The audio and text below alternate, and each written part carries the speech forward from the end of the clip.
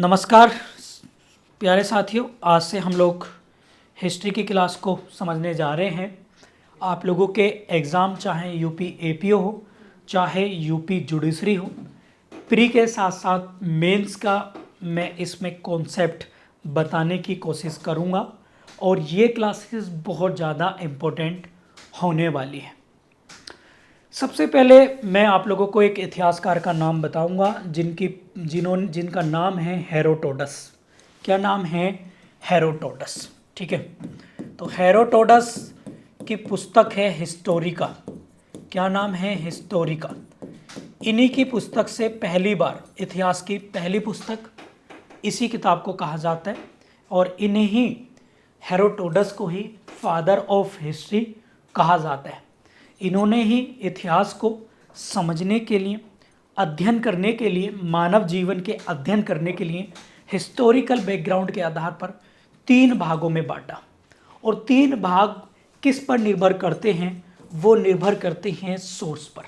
यानी सोर्स यदि आपके क्या क्या हैं, जैसे मान लीजिएगा कोई बुक आपको मिली, मान लीजिएगा कोई बिल्डिंग आपको मिली उस समय की, आपको कोई कोइंस आपको मिली,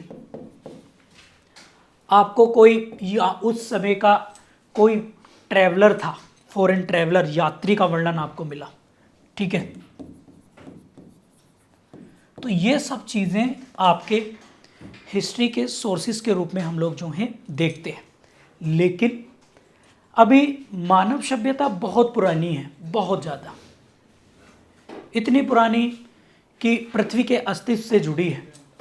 और इसलिए आप लोग देखते हैं कि आप लोग कभी ये समझें कि क्या इतिहास में जो हम लोग एनसीईआरटी के द्वारा पढ़ रहे हैं, क्या ये कांस्टेंट है? क्या इसके बाद हिस्टोरिकल चीज़ों का चेंजेस नहीं हो सकता? तो मैं आप लोगों को बताना चाहूँगा ये गलत है।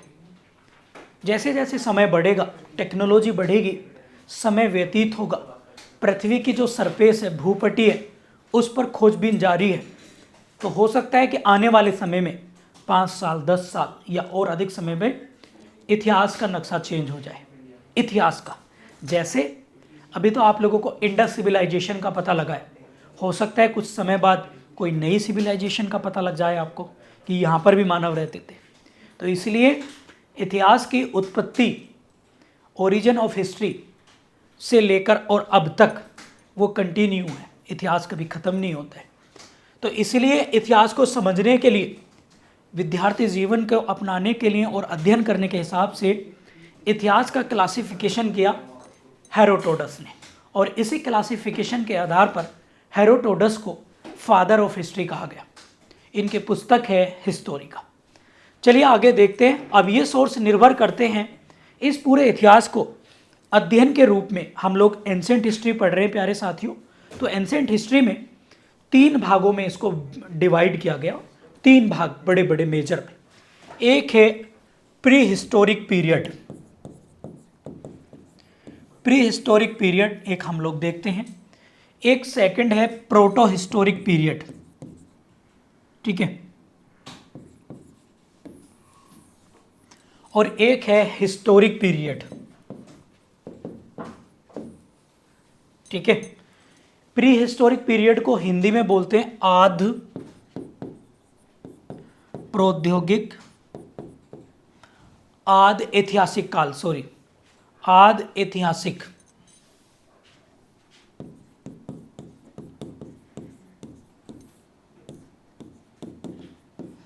और इसको बोलते हैं हम लोग, नहीं, इसको बोलते हैं आद बोलते हैं इसको, आद ऐतिहासिक काल। और प्री हिस्टोरिक को बोलते हैं प्रागैतिक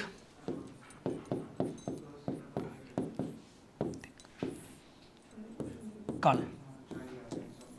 तो ये 3, और इसको बोलते हैं ऐतिहासिक काल।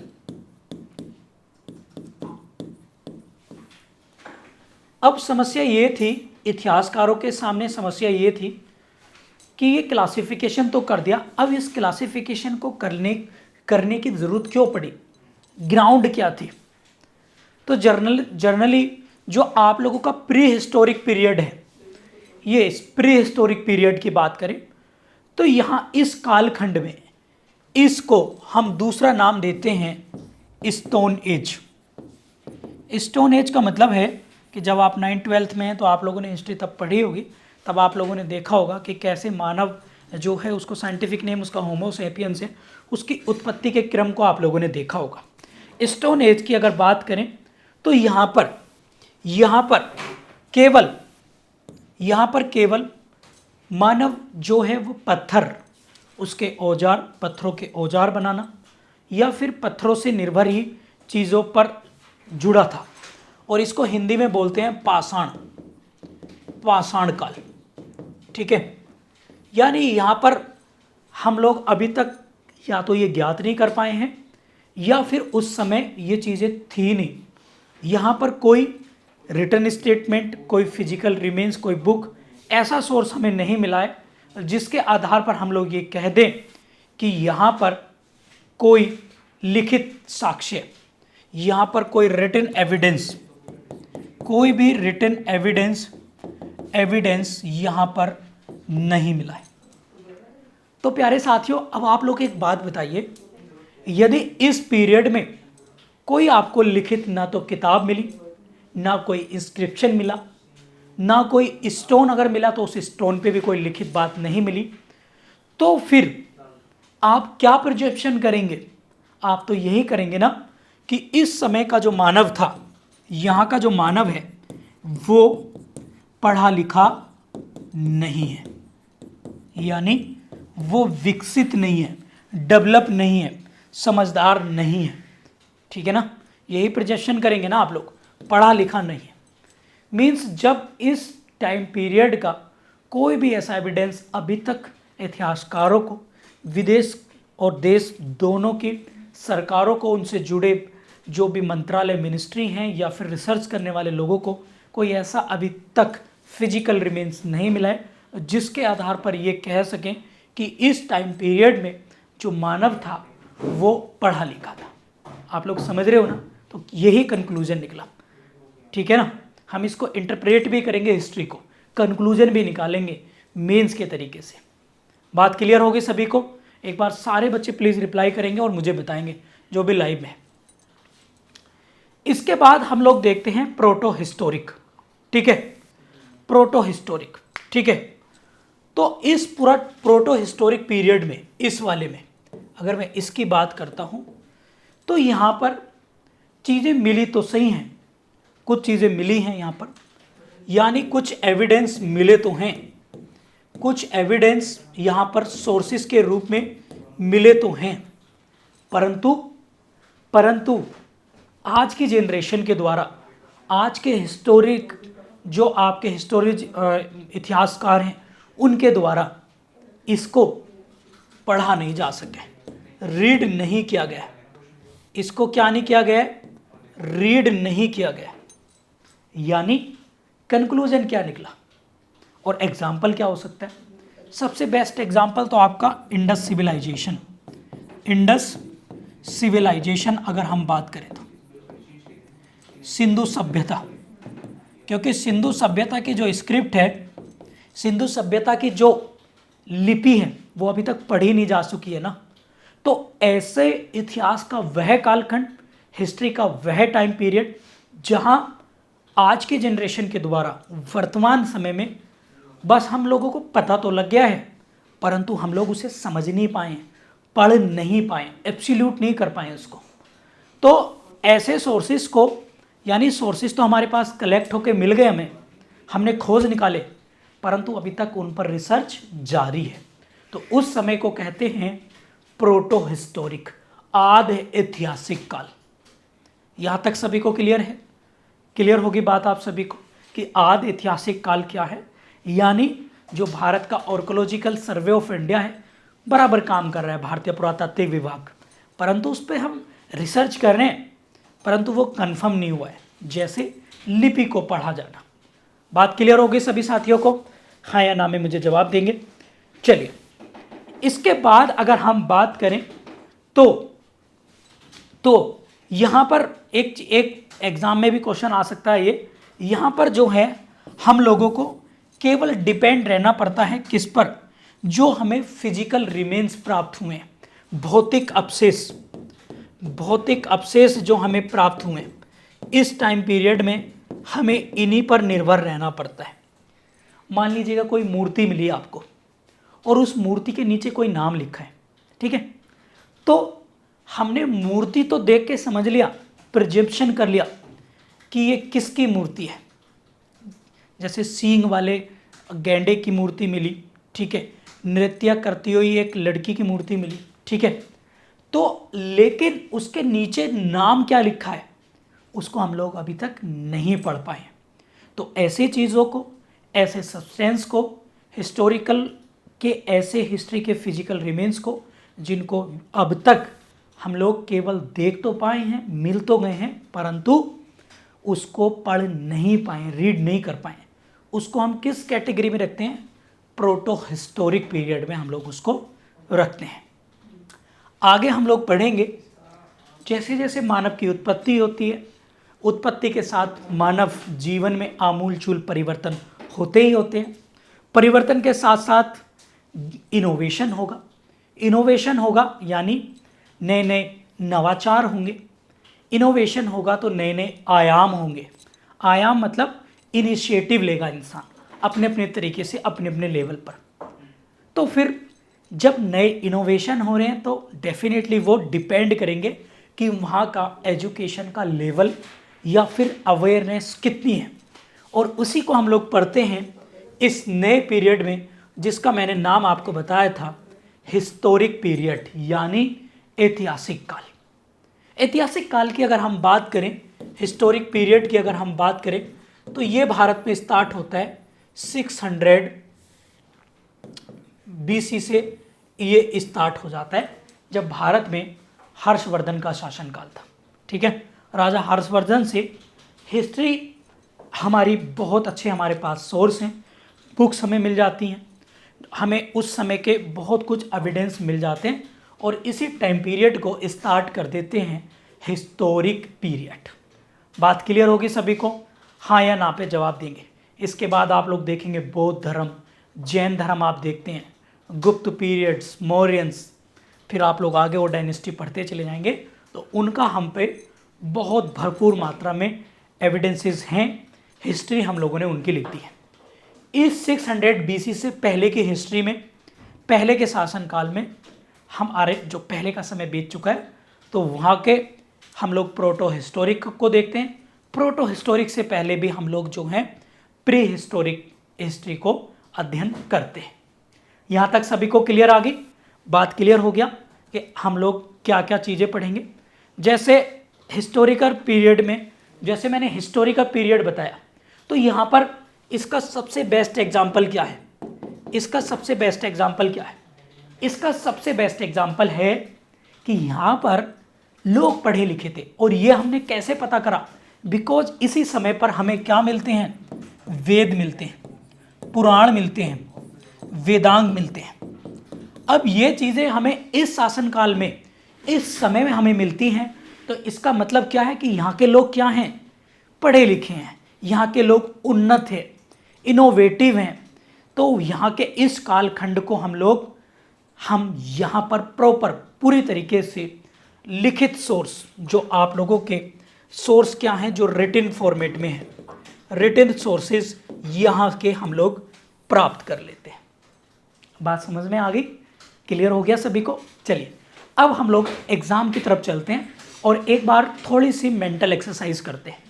चलिए अब हम लोग देखते हैं, एक एक चीज़ करके आपको क्वेश्चन आएगा कि भैया निम्न में से लिखित सोर्सेस, रिटन सोर्स किस कालखंड में प्राप्त हुए। अब जैसे प्री हिस्टोरिक है, प्रोटो है, और आपका हिस्टोरिक है, ठीक है, इन पीरियड में। तो यहाँ पर क्या है? यहाँ पर रिटन सोर्सेज, WS से लिख रहा हूँ, रिटन सोर्सेज यहाँ पर नहीं मिले, यहाँ पर नहीं मिले, और यहाँ पर मिले। तो यहाँ पर कंक्लूजन क्या निकल रहा है कि जो ह्यूमन है, जो हमारा मनुष्य है, ये ह्यूमन है, क्या ये पढ़ा लिखा है, विकसित है?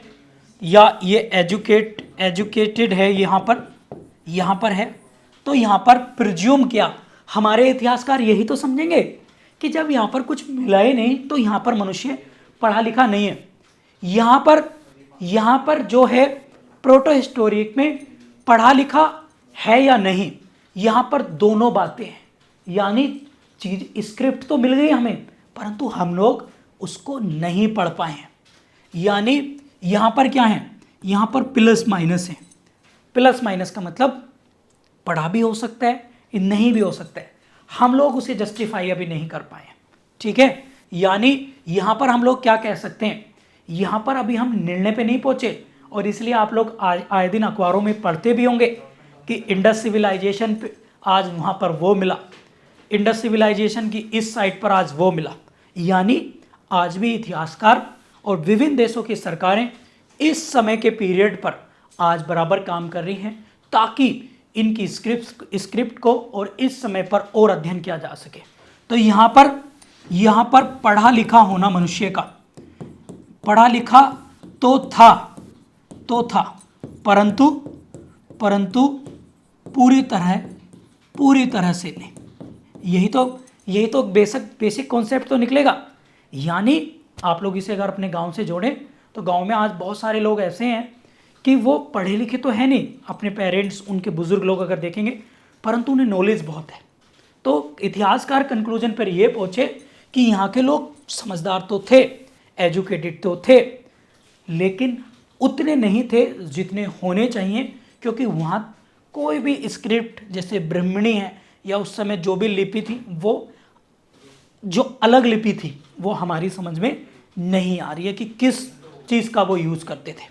और फिर यदि हिस्टोरिकल में देखें तो यहाँ के लोग पढ़े लिखे हैं। यहाँ पे हमें फिजिकल रिमेन्स के साथ साथ वेद, पुराण, वेदांग, महापुराण, बहुत सारी चीज़ें हमें यहाँ पर मिलती हैं। और यहाँ पर चाइनीज़ ट्रेवलर्स भी आने स्टार्ट हो जाते हैं। तो यहाँ पर हम लोग कहते हैं कि हाई डेवलप्ड, हाई एजुकेटेड यहाँ पर सोसाइटी आप लोगों को देखने के लिए मिलेगी, ठीक है।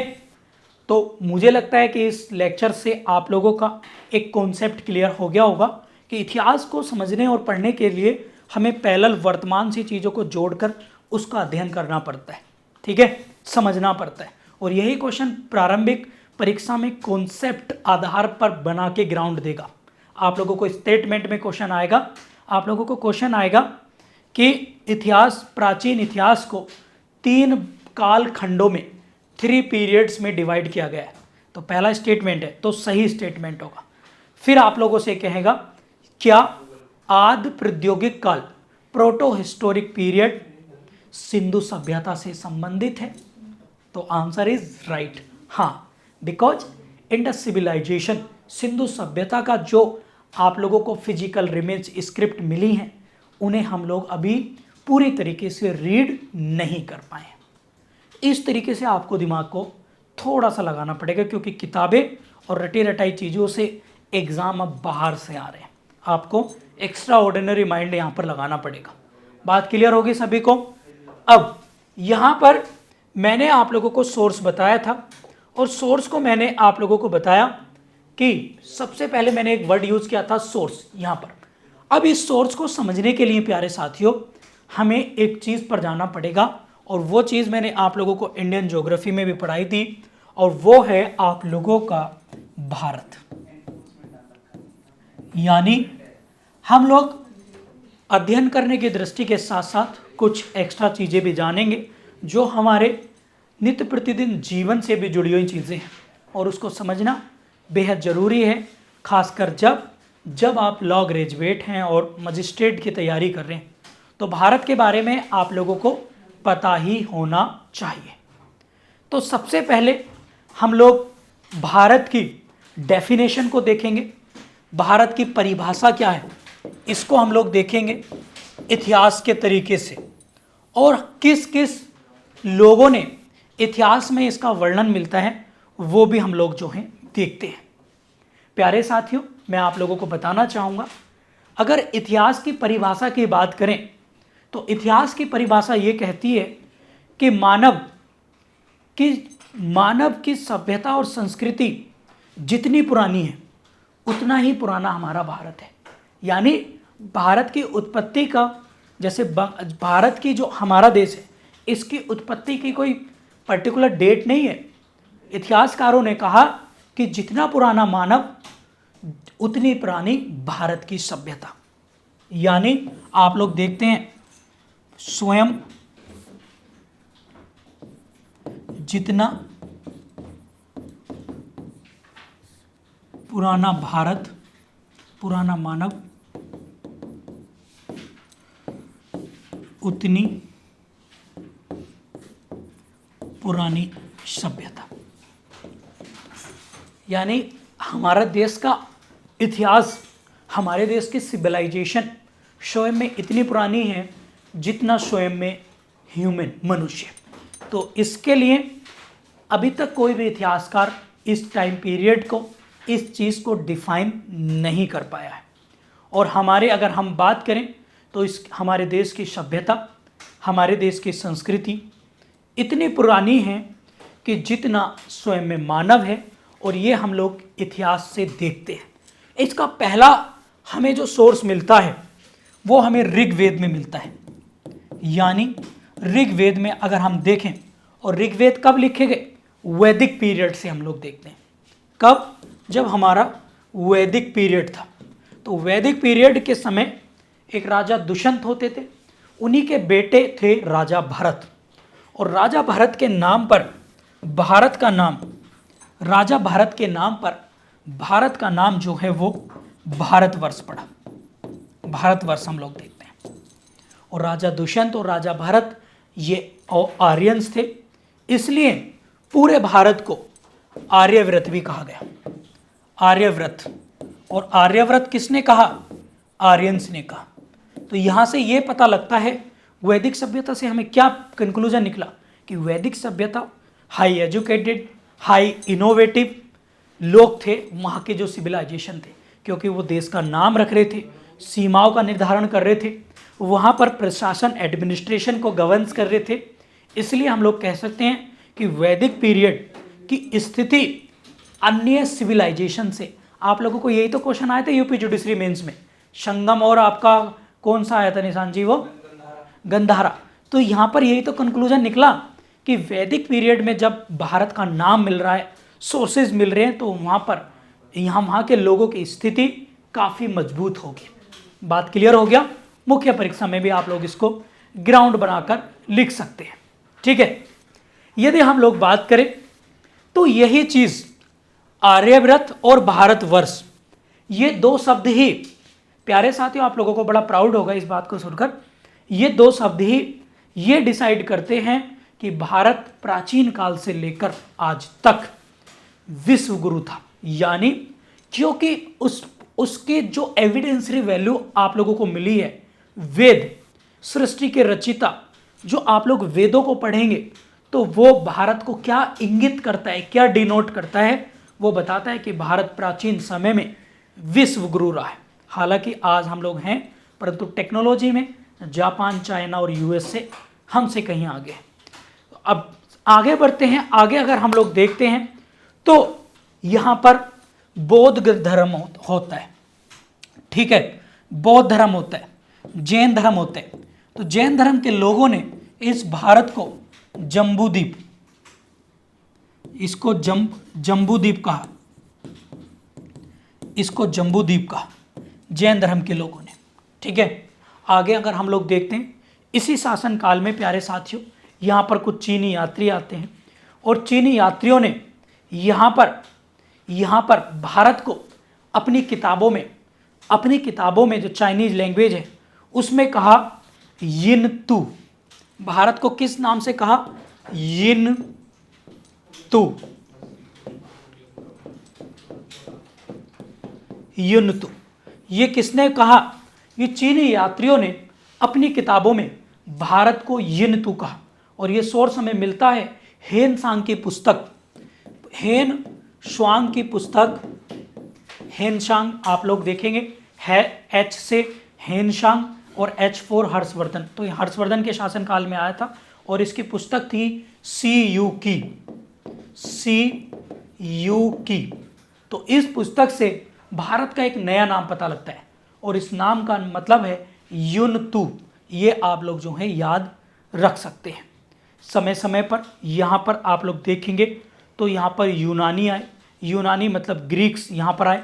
उन्होंने यहाँ पर ग्रीक्स और रोमन्स ने भारत को इंडिया कहा। यूनानियों ने क्या कहा? यूनानियों ने इसको इंडिया कहा, इंडिया, इंडिया नाम दिया। और अगर हम बात करें तो मध्यकाल में, मेडाइवल हिस्ट्री में, यहाँ पर अरेबियंस अटैक स्टार्ट हो गए और अरेबियन अटैकर्स सबसे पहले इंडस नदी को पार करते थे और उसको जो है इंडस नदी को जो है वो HI को वो H इंडिकेट करते थे, H को सिंधु को। तो ऐसे ही इसका नाम जो है इन्होंने हिंद नाम दिया। किसने? अरेबियंस, अरब के लोगों ने क्या नाम दिया? हिंद नाम दिया। और कालांतर में इसका नाम हिंदुस्तान पड़ा। हिंद से नाम क्या पड़ा? हिंदुस्तान पड़ा। और इसी शब्द से हिंद शब्द से जब अरेबियंस यहाँ पर आए तो जो आज यहाँ पर आर्यंस हैं, मैं आप लोगों को बताना चाहूँगा कि आप लोगों को बड़ा आश्चर्य होगा।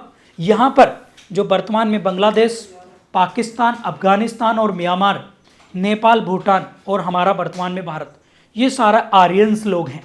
यानी ये जो कम्युनिटी है ये आर्यंस हैं। चाहे वर्तमान में आज यहाँ पर अनेक धर्मों के लोग रह रहे हैं, जैसे अभी लेटेस्ट धर्म सिख धर्म बना, तो कहीं ना कहीं हमारे मानव सभ्यता से हम लोग जुड़े हैं। तो यहाँ के रहने वाले लोग हमारे हमारे पुराने एंसेस्टर्स हैं वो आर्यंस हैं।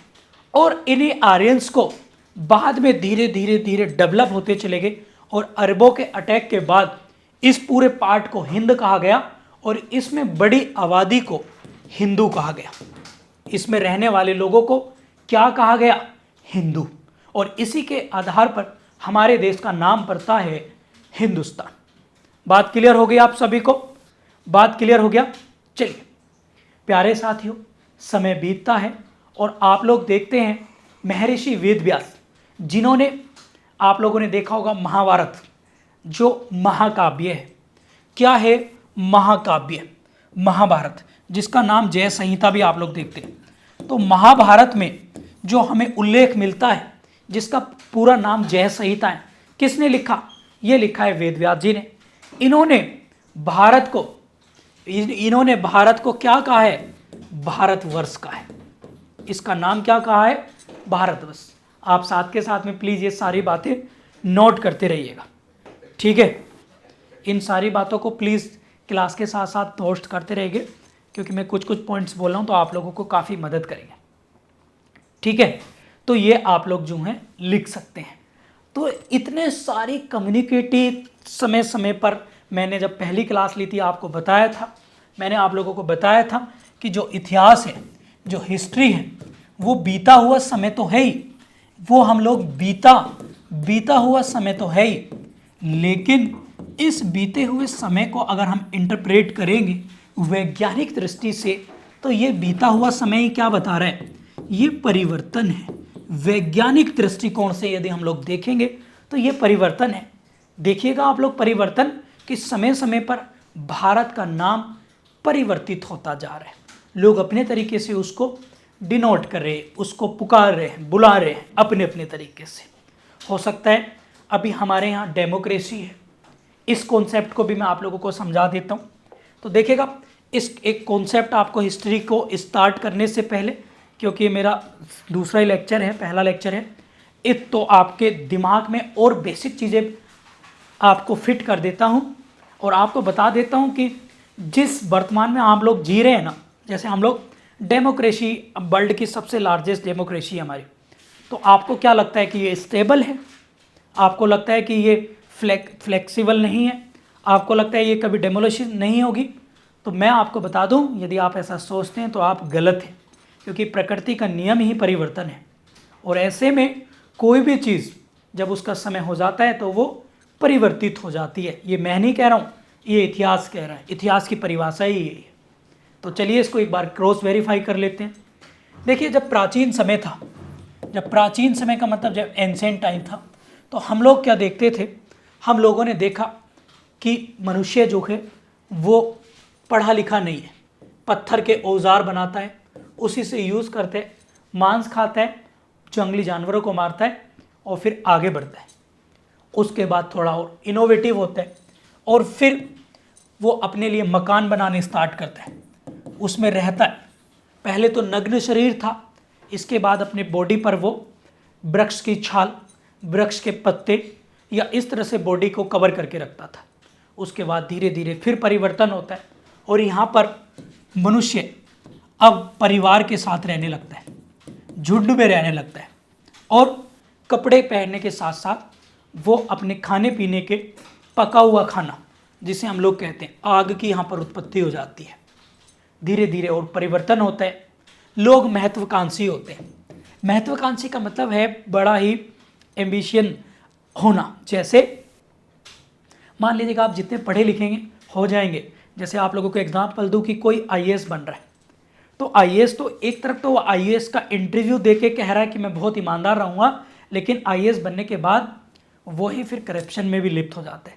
आज के समाज में बहुत सारे बड़े हाई ऑफिसर्स हैं, मतलब इतने पढ़े लिखे होने के बाद भी जो महत्वाकांक्षाएं हैं, लालची, जिसे आप लोग ग्रीडी कहते हैं, तो लालच भी बढ़ता है और लालच ही दो चीज़ों की ओर लेके जाता है। यानी महत्वाकांक्षा मतलब जो एम्बिशंस हैं, आपकी इच्छाएं हैं, वो दो तरीके से ले जाती हैं। एक तरफ आपको लाभ की तरफ ले जाएंगी और एक तरफ आपको हानि की तरफ ले जाएंगी। ये मैं नहीं कह रहा हूँ, ये इतिहास कह रहा है। यानी मनुष्य जैसे जैसे बढ़ता गया तो उसके बीच में डिस्प्यूट होते चले गए। आप लोग देखते हैं कि यहाँ पर इंडस सिविलाइजेशन मिली। इंडस सिविलाइजेशन में आप लोग देखते हैं कि यहाँ पर लोग बिजनेस करते हैं, शहरों के रूप में छोटे छोटे ग्रुप बना के बिजनेस करते हैं, ट्रेड रहते हैं। अचानक वहाँ पर बाढ़ आ जाती है और ये इरा लगभग 1000 साल चलता है, लगभग 1000 टाइम पीरियड ये चलता है। इसके बाद एक नई सिविलाइजेशन आई और नई सिविलाइजेशन आई तो इसको आप लोगों ने कह दिया वैदिक पीरियड आया।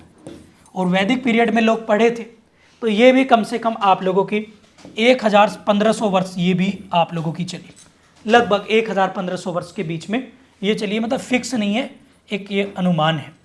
तो यहाँ पर लोग पढ़े लिखे और यहाँ पर कुछ ज़्यादा ही पढ़ लिख लिए। ज़्यादा पढ़ लिखने का कारण ये है कि यहाँ पर इससे पहले आप लोगों को कोई बड़े युद्ध का प्रमाण नहीं मिलता है।